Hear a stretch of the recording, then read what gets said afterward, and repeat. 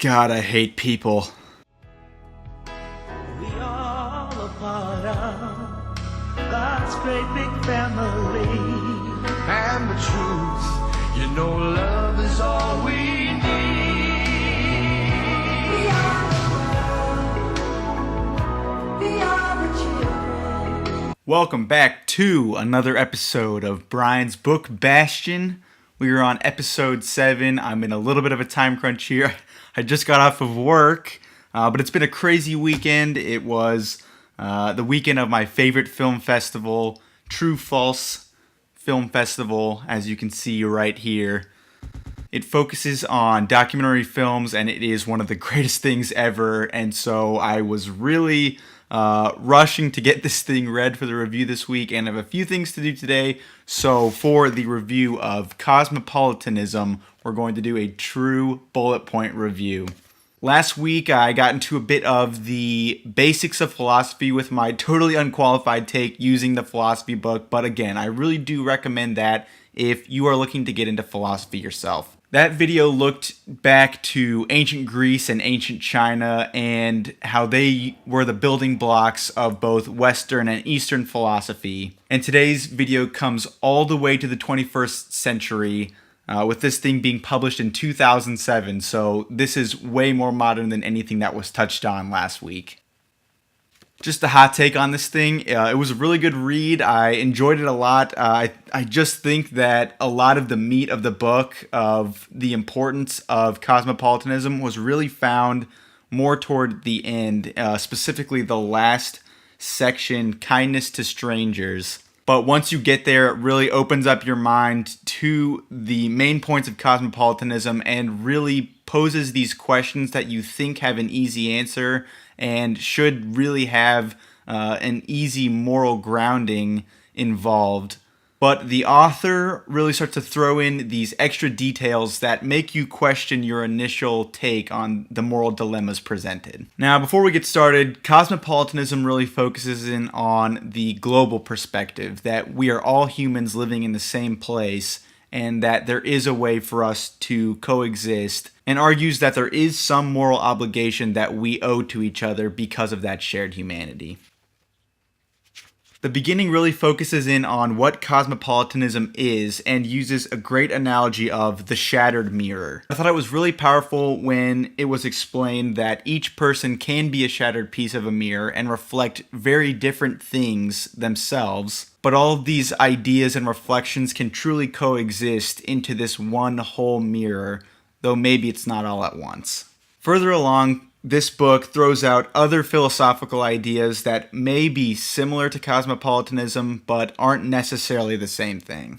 This section specifically talks about the positivist problems. It says here the positivist picture, in short, seems to generalize too quickly from one kind of beliefs about the properties of particular concrete things that you can see, hear, touch, smell, or feel. These generalizations start to veer into more universal ideas that maybe aren't true overall. And that's something I found so fascinating with this read, is that it does talk about globalization and how humans coexist and owe each other this specific morality, but also doesn't diminish the fact that we are all different and that's okay.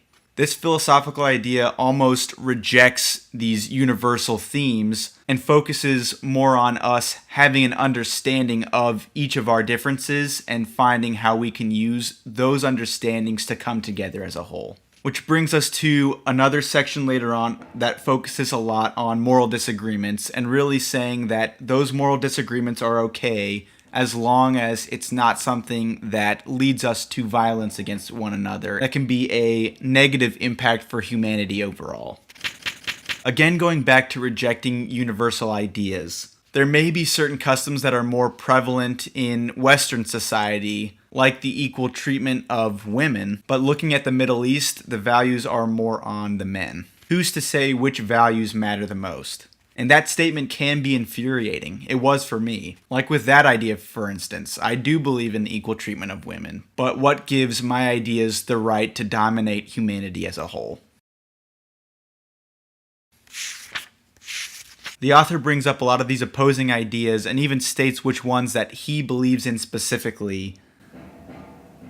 But instead of outright objecting to these ideas and going to war over them,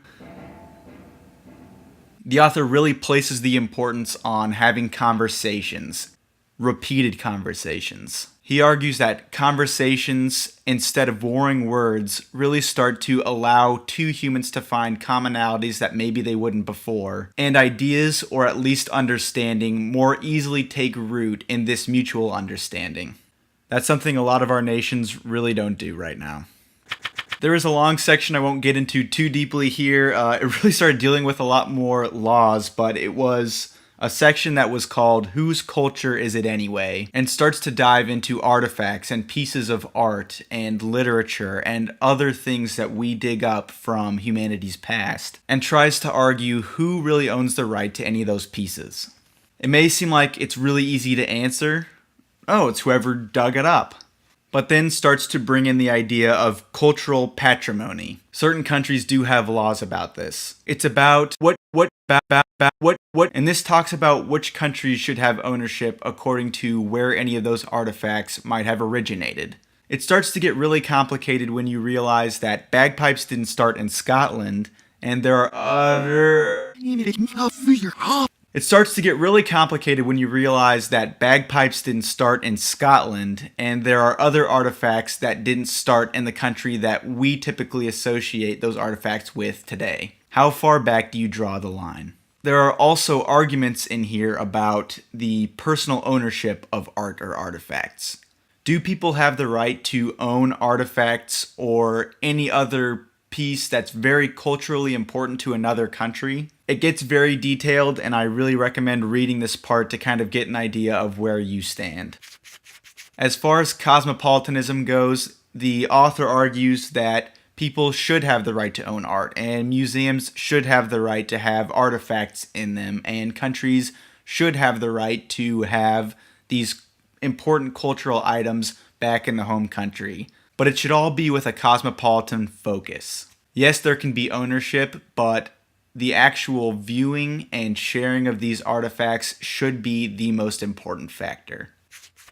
Now, like I said earlier in the video, I really think that the last section here, Kindness to Strangers, is the most important part of this whole book, and it is kind of a shame that it takes almost 150 pages just to get to this part. But when you do, I really think that it will throw your mind for a loop. Throw your mind for a loop. Throw your mind for a loop. Throw your mind for a loop. One of the main themes here is about the shallow pond. It highlights a famous analogy that was previously offered by the philosopher Peter Singer, and states, if I am walking past the shallow pond and see a child drowning in it, I ought to wade in and pull the child out. This will mean getting my clothes muddy, but this is insignificant, while the death of a child would presumably be a very bad thing.